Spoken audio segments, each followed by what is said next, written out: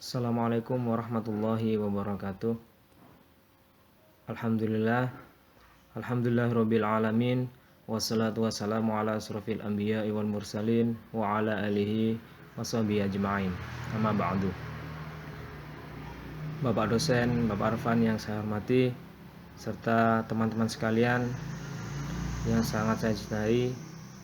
Alhamdulillah, puji syukur kehadirat Allah Subhanahu wa taala, yang mana kita masih diberi kesehatan, kita masih diberi kekuatan, sehingga kita bisa bertatap muka meskipun lewat online. Dan semoga kita selalu diberi kekuatan dalam menjalankan semua ibadah yang kita laksanakan di dalam bulan Ramadan ini.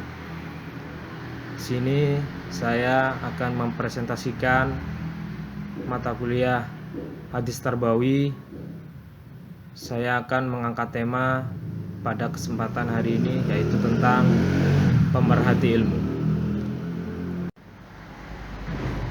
Di dalam sebuah hadis yang berbunyi, An Abi Rifa'atan tahaitu ilan Nabi sallallahu alaihi wasallam wa huwa yakhtubu qala faqultu ya Rasulullah, rajulun gharibun jaa yas'alu an dinihi la yadri ma dinuhu qala fa aqbala alayya Rasulullah sallallahu alaihi wasallam wa taraka khutbatahu hatta intaha ilayya fa utiya bi kursiyun hasitu qawaimahu hadidun qala faq'ada alaihi Rasulullah sallallahu alaihi wasallam wa ja'ala yu'allimuni mimma 'allamahu Allah thumma ata khutbuhu fa atamma akhiraha. Selanjutnya yaitu mufradat atau kosakata. Yang pertama, yakhtubu.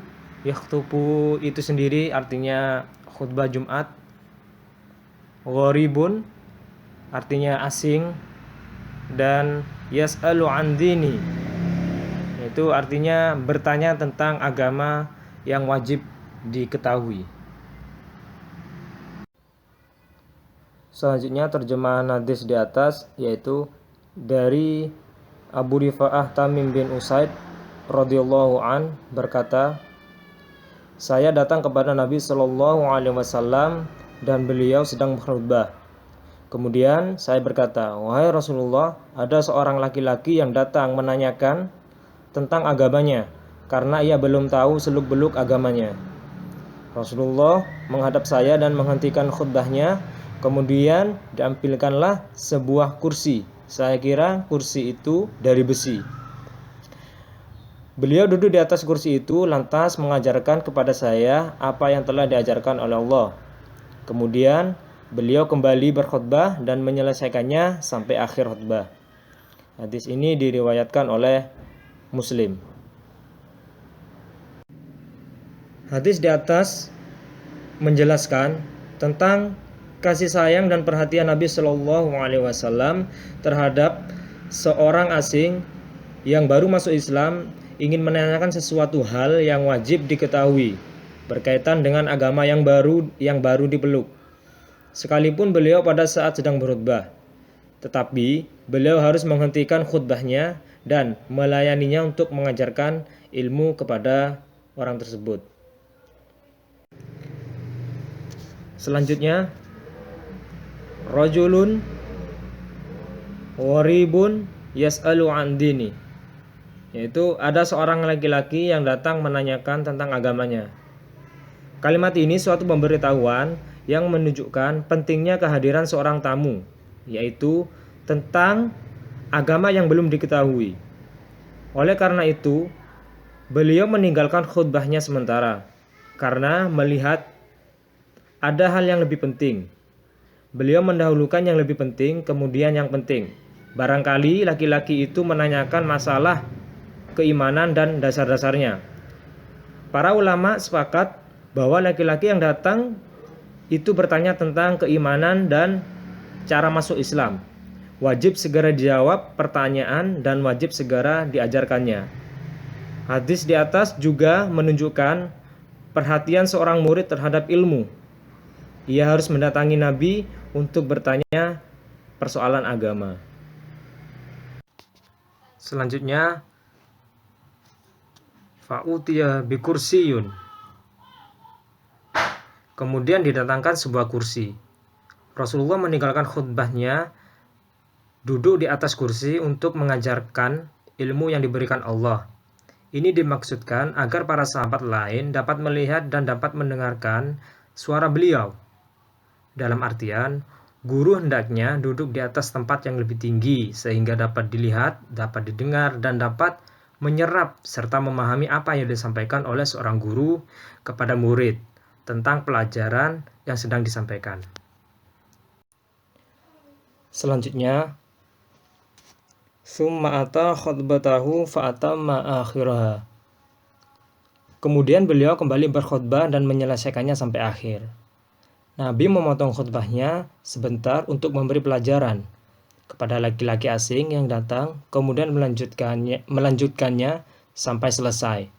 Ada 4 kemungkinan interpretasi bentuk khutbah Rasulullah SAW menurut An-Nawawi dalam kitab Syarah Muslim dengan komentarnya, yaitu: pertama, bukan khutbah Jumat, ceramah atau berpidato tidak apa dipisah dengan waktu yang panjang sekalipun. Yang kedua, khutbah Jumat setelah beliau tinggalkan, beliau memulai khutbah lagi dari awal. Yang ketiga, khutbah Jumat dipisah dengan waktu sebentar. Yang keempat, khutbah Jumat dan pengajaran beliau terhadap orang asing. Hadis di atas di samping menunjukkan perhatian guru terhadap ilmu, dan orang yang mencari ilmu juga menunjukkan perhatian seorang murid terhadap ilmu. Selanjutnya, seorang yang mencintai ilmu rela di mana saja dan dari siapa saja datangnya ilmu. Al-Zarnuji menyebutkan perkataan sebagian ulama, yaitu barang siapa yang tidak menghormati ilmu setelah mendengar 1000 kali seperti menghormatinya mendengar pertama kali, maka tidak tergolong ahli ilmu. Seorang yang cinta ilmu sangat menghargai majelis, tidak menyia-nyiakan kesempatan untuk bertatap muka dengan guru dan mendengar suara serta berinteraksi dengan yang lebih baik. Pelajaran yang dapat dipetik dari hadis di atas yaitu yang pertama, sikap pemerhati seorang murid terhadap ilmu tentang agamanya. Tidak diam ketika tidak mengetahui sesuatu masalah, tetapi harus bertanya kepada ahlinya. Yang kedua, sifat kasih sayang peduli dan pemerhati seorang guru terhadap murid dan seorang pemimpin terhadap masyarakat yang dipimpin.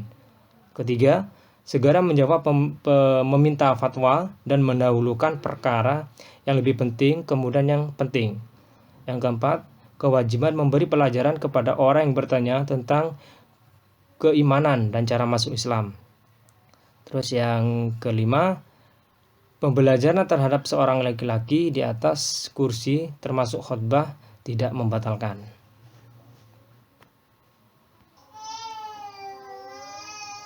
Jadi dari pelajaran yang kita petik di sini yaitu bahwasanya kita harus terbiasa bertanya.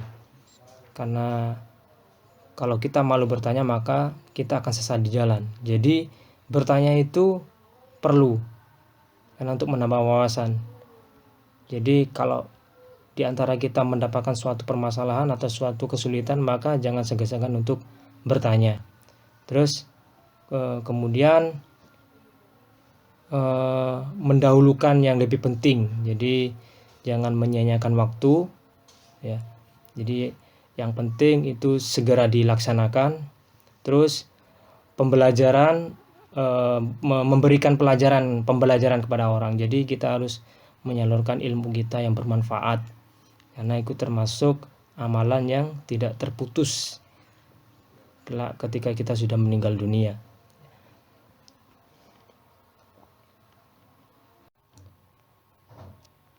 Selanjutnya, biografi perawi hadis sahabat yaitu Abu Rifa'ah Tamim bin Usaid bin Abdu al-Uzza al-Khuzai.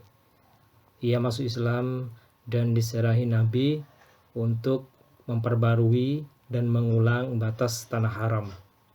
Ia tinggal di Mekah dan meriwayatkan hadis dari Nabi sebanyak 18 hadis.